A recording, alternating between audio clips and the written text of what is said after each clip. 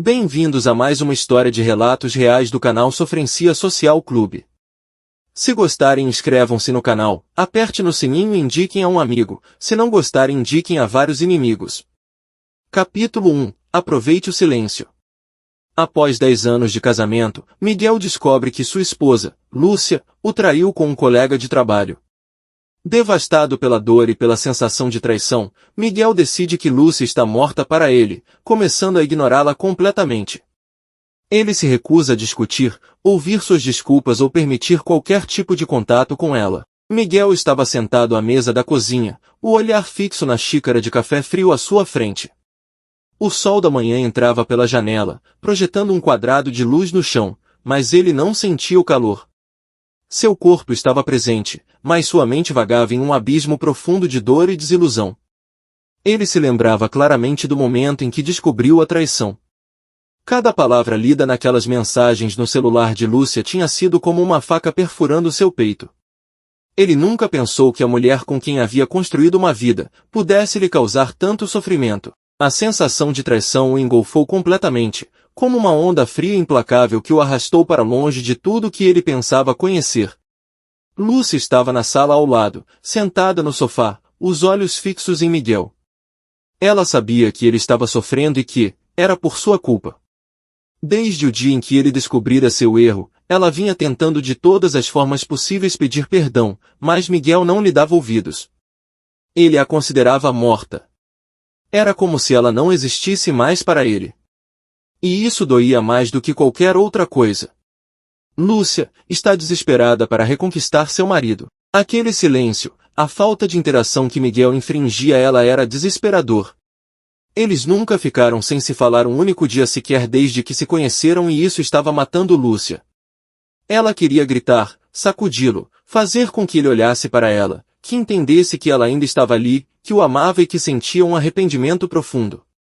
Mas ele simplesmente a ignorava, passando por ela como se fosse uma sombra na parede. Miguel se via em uma situação complicada, não podia sair de casa, pois sabia que não poderia pagar por um aluguel, mas também sabia que não podia forçar a Lúcia a sair de casa, não sem uma ordem judicial, então se mudou para o quarto de hóspedes. As semanas se passaram em silêncio. Lúcia tentava se aproximar, preparando o jantar favorito de Miguel, deixando bilhetes de desculpas pela casa, mas ele os ignorava, jogando-os fora sem sequer lê-los.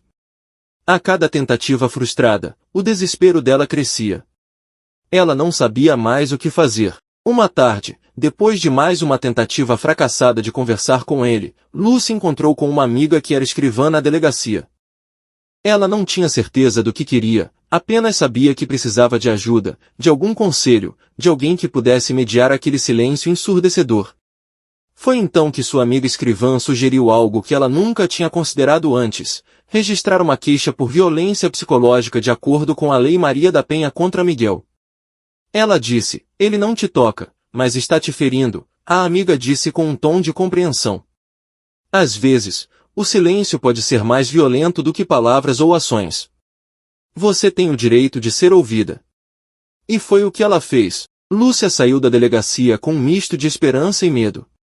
Ela sabia que essa ação poderia ser vista como um último recurso desesperado, mas sentia que não tinha mais opções. Miguel não estava disposto a perdoá-la, e ela não podia viver naquele limbo para sempre. Ela precisava fazer algo para forçá-lo a confrontar seus sentimentos, a reconhecê-la de alguma forma, qualquer que fosse. Naquela noite, Miguel chegou em casa e encontrou uma notificação formal na porta. Ao abri-la e ler o conteúdo, seu rosto empalideceu. Ele não podia acreditar no que via. Lúcia havia realmente feito isso? Ele se sentiu traído novamente, mas de uma maneira diferente. Não apenas por suas ações passadas, mas agora pelo que ele via como uma tentativa de manipular a situação e usar a lei contra ele. Miguel apertou os papéis nas mãos, sua mente fervendo de raiva e frustração. Ele olhou para Lúcia, que o observava do final do corredor, com olhos marejados e expressão de culpa. Por um momento, ele considerou gritar, confrontá-la, exigir explicações, mas em vez disso, ele apenas deu as costas e foi para o quarto, fechando a porta com força. Lúcia desabou no chão, as lágrimas finalmente escorrendo livremente. Ela sabia que havia cruzado uma linha, mas não via outra saída. As ações de Miguel estavam lentamente a destruindo, e ela precisava fazer algo, qualquer coisa, para tentar salvar o que restava de sua sanidade, quem sabe, de seu casamento. Miguel, do outro lado da porta, sentou-se na beira da cama, o coração pesado. Ele não sabia como chegaram até ali, mas sabia que o caminho à frente seria ainda mais difícil. Naquele instante, ambos entenderam que estavam em um impasse, um jogo de forças que ia além de sua relação. O que começou como uma traição havia se transformado em algo muito maior, uma batalha silenciosa que tocava questões de direitos, justiça e os limites da dor e do perdão. E assim, o silêncio continuou a reinar na casa deles, mas agora era um silêncio diferente, carregado com o peso de decisões ainda não tomadas e batalhas que ainda estavam por vir. Capítulo 2 – A Voz da Tempestade. Enquanto Miguel e Lúcia navegavam pela turbulência silenciosa de sua casa dividida, do lado de fora, a cidade estava prestes a ser tomada por uma nova tempestade. Fernanda Costa, uma conhecida ativista dos direitos feministas, estava revisando as notícias locais em seu escritório quando um post no Facebook chamou sua atenção. Maria da Penha nele. Esposa traidora denuncia marido por violência psicológica. Curiosa, Fernanda clicou na matéria e leu atentamente os detalhes do caso de Lúcia e Miguel. Com o passar dos minutos, sua expressão se transformou de interesse casual para uma raiva fervente. Para ela, o caso de Lúcia não era apenas uma questão de um casamento em crise, era um exemplo claro de como a sociedade patriarcal continuava a oprimir e silenciar as mulheres, mesmo quando elas cometiam erros. Fernanda rapidamente pegou seu telefone e começou a gravar um vídeo para seus seguidores nas redes sociais. Hoje, descobri mais uma história de como o machismo e o patriarcado tentam controlar as mulheres e seus corpos, começou ela, olhando diretamente para a câmera com um olhar de determinação. Lúcia, uma mulher que cometeu um erro, sim um simples erro, agora está sendo vilipendiada e ignorada por seu marido. Ele a considera morta e se recusa a ter qualquer interação com a esposa, simplesmente porque ela fez uma escolha que ele não gostou, ficou com outro homem. Se um homem faz isso, nós mulheres temos que aceitar, mas como foi ela que cometeu um deslize, ele a ignora. Isto é violência psicológica. Isto é o patriarcado em ação, tentando fazer as mulheres pagarem um preço alto por qualquer desvio da norma moral masculina.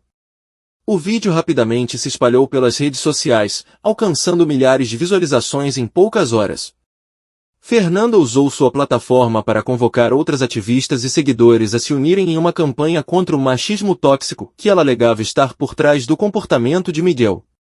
Usando hashtags como hashtag Mulheres Não Se Calam e hashtag O Silêncio Mata, ela instigou uma onda de apoio e indignação. Enquanto isso, Lúcia, ainda reclusa em casa, não fazia ideia da tempestade que estava se formando do lado de fora. Ela só percebeu que algo estava acontecendo quando seu telefone começou a apitar constantemente com notificações de mensagens e chamadas de números desconhecidos. Quando finalmente atendeu uma das ligações, ouviu a voz de uma repórter pedindo sua versão dos fatos e seu comentário sobre o movimento social que estava nascendo em torno de sua situação. Miguel, por outro lado, foi pego de surpresa ao ser abordado por um grupo de jornalistas na saída de seu trabalho, todos fazendo perguntas incisivas e acusatórias. Como você responde às acusações de que está cometendo violência psicológica contra sua esposa, Sr. Miguel? Você acha que uma mulher não tem o direito de trair se ela quiser? As perguntas vinham rápidas e furiosas, e Miguel, confuso e frustrado, empurrou os repórteres e se afastou. Ao chegar em casa naquela noite, Miguel encontrou Lúcia na sala de estar, com o telefone ainda na mão e uma expressão de choque no rosto. Ele jogou sua mochila no chão bufando, olhou para ela, e aqueles olhos que antes demonstravam tanto amor, agora eram a própria imagem da ira e do desprezo. Lúcia em desespero balançou a cabeça rapidamente dizendo: "Eu não contei para ninguém. Não sei como isso foi parar na mídia. Eu juro." A tensão entre eles, que já era palpável, se intensificou ainda mais. O silêncio que antes dominava sua casa foi substituído por uma nova forma de ruído, o som das notificações incessantes, o zumbido de ligações perdidas e a pressão crescente de serem o foco de um debate nacional sobre feminismo e machismo. Enquanto isso, em outro canto da cidade, Fernanda Costa assistia, satisfeita, ao impacto de sua campanha. Ela sabia que estava tocando em um ponto sensível da sociedade, o direito das mulheres de serem ouvidas, de serem humanas e falíveis, sem serem julgadas ou condenadas pelo tribunal patriarcal. Ela estava determinada a usar o caso de Lúcia para ilustrar uma luta maior, para mostrar que, mesmo nos erros, as mulheres ainda eram tratadas com 2 pesos e 2 medidas. Em um novo vídeo, ela disse: "Por que Miguel tem o direito de condenar Lúcia ao silêncio eterno? Por que ele pode ditar as regras da vida dela? Traição ou não, a questão é que a reação dele é o verdadeiro reflexo do machismo, a necessidade de controlar, punir e silenciar as mulheres. A sociedade precisa entender que as mulheres têm o direito de cometer erros e que esses erros não devem ser usados como justificativa para abuso ou controle." Em questão de dias, o caso de Lúcia e Miguel estava em todas as manchetes nacionais.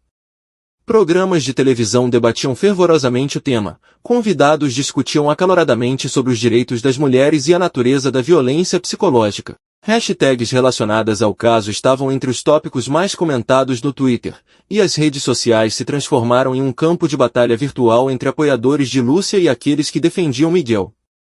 Miguel, atordoado, começou a perceber que sua vida pessoal estava rapidamente saindo de seu controle. Ele não sabia como a situação havia escalado tanto, mas estava claro que o problema agora era muito maior do que sua dor pessoal. Lúcia, por sua vez, estava igualmente perdida, tentando compreender como sua tentativa desesperada de reconquistar Miguel havia se tornado uma causa política e um espetáculo midiático. Ambos se viram arrastados para um conflito que não previram, e a linha entre suas vidas privadas e o debate público se tornava cada vez mais tênue. A guerra entre feminismo e machismo estava apenas começando, e Miguel e Lúcia estavam no centro dessa tempestade, sem saber como ou quando ela terminaria. Capítulo 3 – Combustão espontânea. Miguel se sentia perdido em um turbilhão de emoções e expectativas que iam além de sua compreensão. Desde que o caso se tornará um assunto de debate nacional, ele mal conseguia sair de casa sem ser abordado por alguém.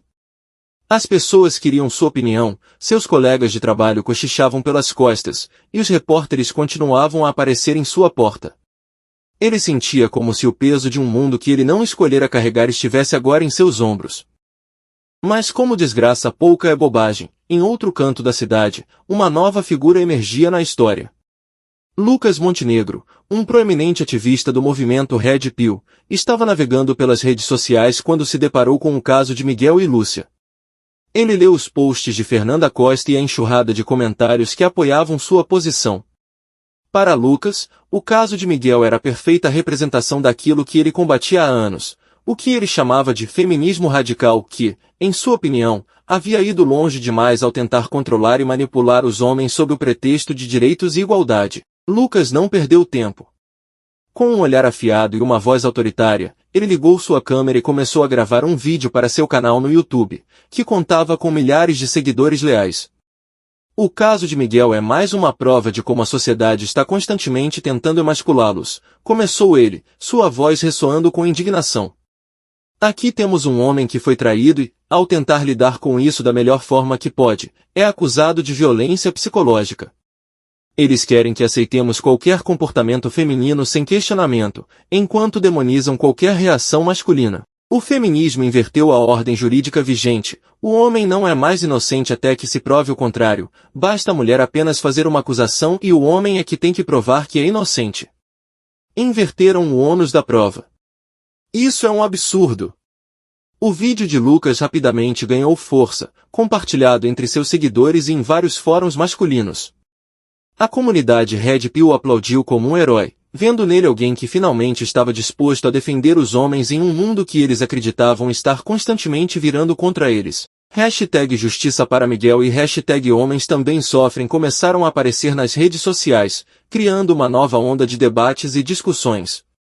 A resposta de Lucas acendeu um novo fogo na já acirrada batalha nas redes sociais. Agora, 2 movimentos ideologicamente opostos estavam em colisão direta, cada um vendo o caso de Miguel e Lúcia como um símbolo de suas próprias lutas e crenças. Enquanto Miguel tentava se manter fora do olhar do público, sua situação continuava a deteriorar-se. A cada dia, ele recebia mais e mais mensagens de apoio de homens que se sentiam como ele, traídos e incompreendidos. Mas junto com essas mensagens, vinham outras, repletas de ódio e acusações de pessoas que o viam como o vilão, um símbolo do patriarcado opressor. Lúcia, por sua vez, estava em uma situação igualmente insustentável. Sua tentativa de reconquistar Miguel e buscar algum tipo de resolução agora estava completamente fora de controle. Ela se via como uma peça em um jogo que não queria jogar, constantemente atacada online por estranhos que a viam como a personificação de tudo que odiavam no feminismo moderno. Ela mal saía de casa, e quando fazia, estava sempre sob o olhar crítico de uma sociedade que parecia não entender ou se importar com suas verdadeiras intenções. O impacto do vídeo de Lucas foi sentido imediatamente na mídia. Em programas de televisão e rádio, especialistas discutiam fervorosamente sobre o caso, e novos convidados eram chamados para dar sua opinião sobre o que se tornará uma guerra de gêneros. Alguns viam o caso como um símbolo do declínio da moralidade e da estabilidade dos relacionamentos modernos, enquanto outros viam como uma oportunidade para discutir o impacto das normas de gênero tradicionais nas dinâmicas conjugais. Miguel, agora involuntariamente colocado como porta-voz de um movimento que ele não pediu para representar, sentiu-se cada vez mais isolado. Ele nunca quis ser um símbolo, muito menos de um movimento como o Red Pill. Ele só queria sua vida de volta, uma vida que parecia cada vez mais distante. Em uma noite, após um dia particularmente exaustivo de telefonemas de jornalistas e notificações incessantes no celular, Miguel decidiu confrontar Lucas. Ele assistiu aos vídeos de Lucas em silêncio, com um misto de raiva e curiosidade. Por mais que ele discordasse da maneira como Lucas usava seu caso para promover uma agenda, não podia negar que algo na mensagem dele parecia ressoar com o que ele estava sentindo. Miguel decidiu enviar uma mensagem direta a Lucas, pedindo uma conversa. Lucas respondeu prontamente, ansioso para falar com o homem que se tornará um símbolo tão poderoso para a sua causa. Eles marcaram um encontro em um café discreto no centro da cidade. Quando finalmente se encontraram, Miguel percebeu que Lucas era ainda mais carismático pessoalmente do que em seus vídeos. Eu só quero que você saiba, começou Miguel, sem preâmbulos, que eu não estou fazendo isso para ser um exemplo para ninguém. Eu só quero que minha dor e minha situação sejam respeitadas, nada mais. Lucas assentiu, mas seus olhos brilhavam com uma intensidade que Miguel não conseguia entender completamente. Eu entendo, Miguel, mas você precisa ver que sua história é maior do que você agora. Você se tornou a voz de muitos homens que estão cansados de serem tratados como vilões, simplesmente por reagirem ao que lhes é imposto. Não é sobre você, é sobre todos nós. Miguel saiu daquele encontro com sentimentos confusos. Ele não sabia se queria ou poderia ser o porta-voz de um movimento que tinha suas próprias ideias e motivações, mas sabia que a situação havia passado de um ponto onde ele pudesse simplesmente voltar atrás. Enquanto isso, do outro lado da cidade, Fernanda Costa assistia a essa nova evolução com uma mistura de raiva e determinação renovada. Para ela, Lucas Montenegro era o epítome de tudo que ela lutava contra, um homem tentando minar os avanços das mulheres em nome de um suposto direito masculino. O palco estava armado para um confronto ainda maior. O drama familiar de Miguel e Lúcia havia se transformado em um conflito cultural e político de proporções nacionais, uma tempestade de debate sobre gênero, poder e justiça, e não havia sinais de que iria parar tão cedo. Capítulo 4. No banco dos réus. Meses de pura tortura para Miguel e Lúcia transcorreram, os ânimos de ambos os lados, feministas e Red Pill, cada dia mais acirrados e muitas vezes raivosos, mas finalmente o dia da audiência chegou. A sala do tribunal estava lotada. Repórteres, ativistas e curiosos se aglomeravam, todos ansiosos para testemunhar o que se tornará um dos casos mais polêmicos e comentados do país, um símbolo de um conflito maior, representando uma colisão de ideologias que ressoava em toda a sociedade. A tensão no ar era palpável. Miguel e Lúcia estavam sentados em lados opostos, ambos com olhares fixos e rostos marcados pela exaustão de semanas de um embate público incessante. A juíza, uma mulher de olhar firme e postura imponente, entrou na sala. Sua expressão era de seriedade e determinação, consciente da complexidade e da atenção que o caso havia atraído. Ela sabia que não estava apenas julgando um caso de violência psicológica, mas também navegando por águas turbulentas de um debate social fervoroso. Ela bateu o martelo, e o tribunal silenciou. Estamos aqui para tratar da acusação de violência psicológica movida pela senhora Lúcia contra o senhor Miguel. Vamos ouvir primeiro a advogada da acusação, disse ela, com uma voz firme. A advogada de Lúcia, uma mulher de porte elegante e voz assertiva, levantou-se. Ela era conhecida por sua defesa apaixonada dos direitos das mulheres e por ser uma presença forte nos tribunais. Excelência, começou ela, este é um caso que vai além de um simples conflito conjugal. É sobre o direito de uma mulher de não ser silenciada e castigada emocionalmente por um erro cometido. Estamos aqui para defender os direitos de uma mulher que foi traída. Houve um burburinho na sala, então a juíza batendo o martelo fala. Ordem, ordem no tribunal. Após o silêncio retornar, a advogada de Lúcia continua. Sim, traída, por um marido que se recusa a perdoar um erro, assim como por uma sociedade que ainda acredita que as mulheres devem suportar caladas todo tipo de abuso emocional. Ela então discorreu sobre como Lúcia estava sendo punida de maneira silenciosa e insidiosa. A indiferença e o desprezo contínuos são formas de violência psicológica. Eles corroem o bem-estar mental e emocional de uma pessoa. Miguel, ao ignorar e evitar Lúcia deliberadamente, está infligindo uma dor que não é visível, mas é profundamente real. Lúcia, sentada ao lado de sua advogada, tentava manter a compostura. Seus olhos estavam marejados de lágrimas, mas ela segurou o choro, determinada a ser ouvida. A advogada continuou citando casos e estudos de psicólogos e especialistas que demonstravam o impacto devastador do abuso emocional e psicológico em relacionamentos íntimos e os efeitos devastadores que o silêncio e a rejeição contínua podem ter na saúde mental de uma pessoa. Ela pintou uma imagem de Lúcia como uma mulher tentando desesperadamente reparar seu erro, apenas para ser tratada como uma par em sua própria casa. Ela pedia à juíza que reconhecesse a profundidade da dor que Lúcia estava enfrentando e considerasse o que era justo para ela. Do outro lado da sala, Miguel ouvia atentamente. Sua própria advogada, uma mulher mais velha com um semblante calmo e profissional, colocou a mão sobre a dele em um gesto de apoio. Quando chegou a vez de sua defesa, ela se levantou e começou a falar com uma voz clara e autoritária. Excelência, começou a advogada de Miguel, este caso não se trata de abuso, mas de um homem tentando lidar com uma dor imensa da forma mais digna possível. Miguel foi traído e decidiu se distanciar emocionalmente de sua esposa, o que é um direito dele.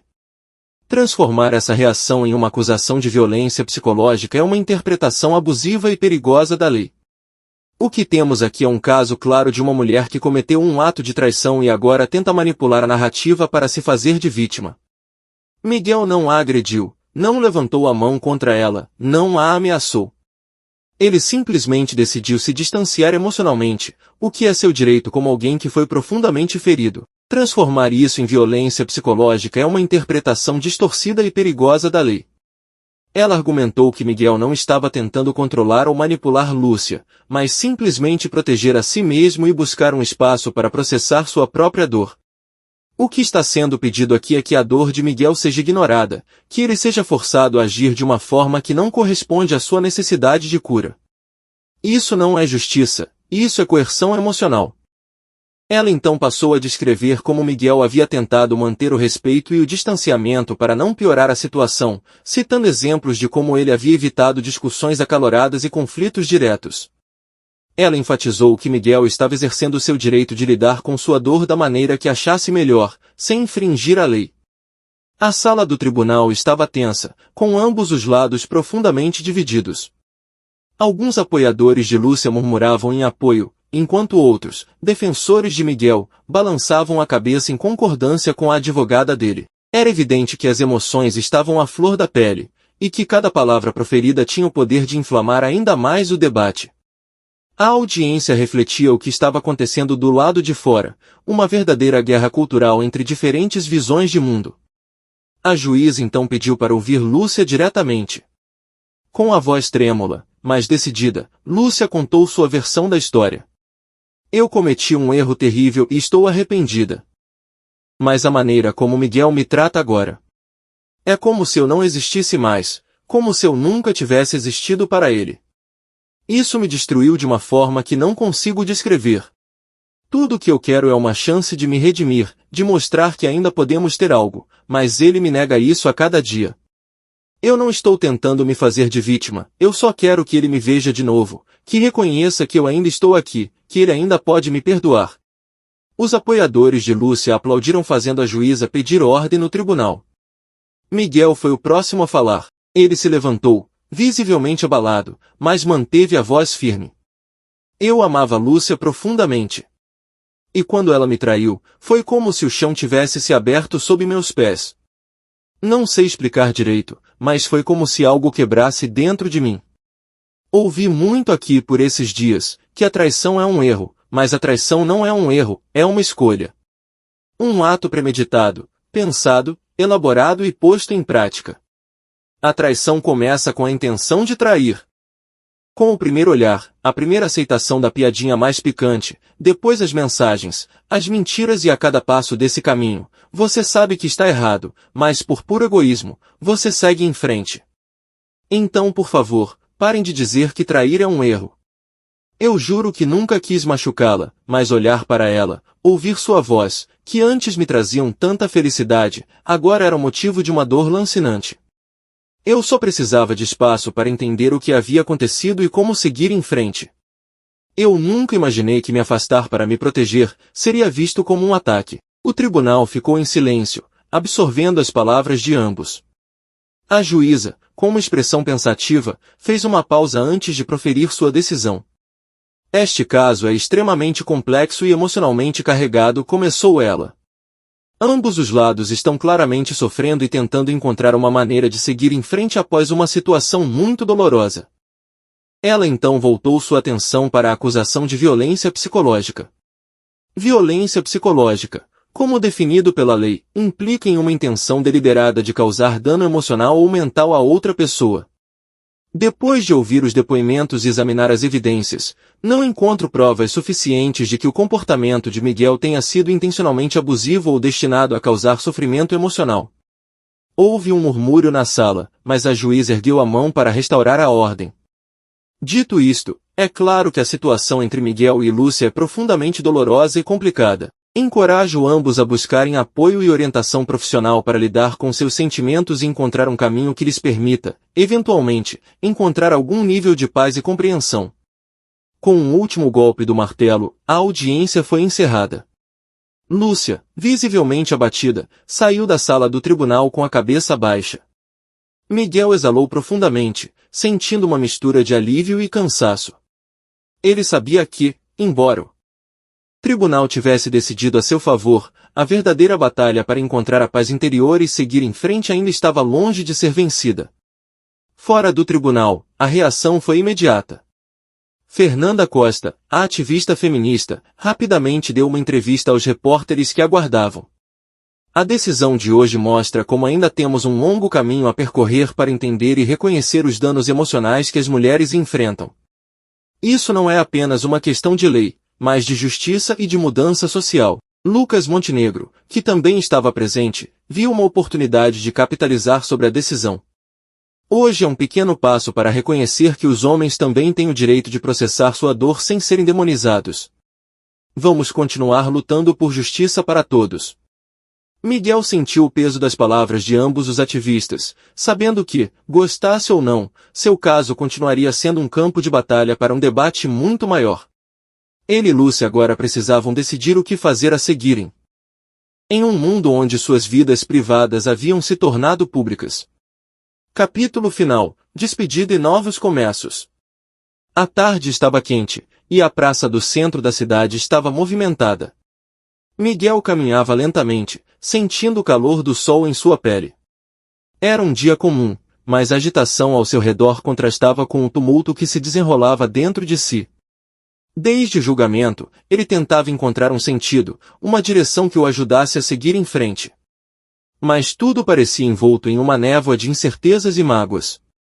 Enquanto cruzava a rua, um carro preto acelerou em sua direção. O som dos pneus derrapando no asfalto e o grito das pessoas ao redor o alertaram tarde demais. Ele sentiu o impacto antes de ouvir o estalo, seu corpo sendo jogado violentamente para o lado. A dor foi imediata e intensa, mas o medo era maior. Tudo se tornou um borrão enquanto ele caía, perdendo a consciência. Quando Miguel abriu os olhos, estava em um hospital. A luz fria das lâmpadas fluorescentes piscava acima. E o cheiro de desinfetante enchia o ar. Um enfermeiro ao seu lado notou que ele estava acordado e chamou um médico. Você teve sorte, disse o médico calmamente. Foi um milagre você ter sobrevivido sem ferimentos mais graves. Você vai ficar bem, mas precisa descansar. Miguel fechou os olhos novamente, sentindo uma mistura de alívio e cansaço profundo. Ele soube mais tarde que o ataque havia sido obra de uma extremista, alguém influenciada pela narrativa fervorosa que se desenrolou nas redes sociais e na mídia desde o julgamento. A violência havia se tornado uma extensão das palavras de ódio e das polarizações que consumiram suas vidas. Nos dias seguintes, enquanto se recuperava, Miguel refletiu sobre tudo o que havia acontecido. Ele havia sido traído por Lúcia, e agora, sua vida havia sido ameaçada. Ele se sentiu traído 2 vezes, primeiro pela mulher que amava e depois por uma sociedade que expôs suas feridas ao mundo, sem piedade. Cada memória era um lembrete doloroso do que ele perdeu e do quanto a situação havia saído de controle. Lúcia, por outro lado, também estava enfrentando seus próprios demônios. Após o julgamento e o ataque a Miguel, ela se sentia esmagada pelo peso de suas ações. A culpa consumia diariamente. Ela se isolou do mundo, evitando os olhares de julgamento e o incessante bombardeio de críticas nas redes sociais. Sentia-se arrependida, deprimida e incapaz de escapar do remorso que a atormentava. Em noites solitárias, ela revivia os momentos felizes que compartilhou com Miguel, a risada dele, o jeito como ele a fazia sentir segura e amada. Agora, tudo o que restava eram memórias fragmentadas e o arrependimento de ter arruinado o que eles tinham de mais precioso. Lúcia se deu conta de que Miguel era seu único e grande amor, e que ela o perdeu para sempre. 1 mês depois do ataque, Miguel tomou uma decisão. Ele não podia mais viver em uma cidade que o lembrava constantemente de sua dor e humilhação. Ele sabia que o caminho para a cura não estava ali. A cidade, antes um lugar de conforto e familiaridade, agora era apenas uma coleção de lembranças dolorosas e olhares julgadores. Ele decidiu ir embora e começar de novo, em outro lugar, longe de tudo que conhecia. Antes de partir, Miguel caminhou até o parque onde costumava se encontrar com Lúcia nos primeiros anos de seu relacionamento. Ele ficou parado por alguns minutos, olhando para o banco onde costumavam sentar e conversar sobre o futuro, sobre sonhos e esperanças que agora pareciam de outra vida. Adeus, ele murmurou para si mesmo, sentindo uma lágrima solitária escorrer por seu rosto. Ele não olhou para trás enquanto se afastava, decidido a deixar tudo para trás e encontrar uma nova vida, uma vida sem a sombra do passado. Enquanto isso, Lúcia, devastada pela culpa e arrependimento, decidiu buscar ajuda. Ela começou a frequentar sessões de terapia e a participar de grupos de apoio para mulheres que se sentiam presas em ciclos de culpa e arrependimento. Ela sabia que nunca poderia desfazer o que fez, mas queria encontrar uma maneira de lidar com a perda e, eventualmente, perdoar a si mesma. Mas, no fundo, Lúcia sabia que o arrependimento de ter perdido Miguel a acompanharia pelo resto de sua vida. Ela carregaria a dor da perda e a lembrança de seu amor único, sabendo que ele era alguém que nunca poderia substituir. E assim, com Miguel em busca de um novo começo e Lúcia presa nas consequências de suas escolhas, suas vidas seguiram caminhos separados. A cidade, que um dia foi um lar para ambos, se tornou um ponto de partida para uma nova jornada de cura e autodescoberta. O futuro era incerto para ambos, mas talvez, em algum lugar distante, longe da dor e da mágoa, cada um pudesse encontrar uma maneira de viver com as decisões que tomaram, e finalmente, em seus próprios termos, seguir em frente.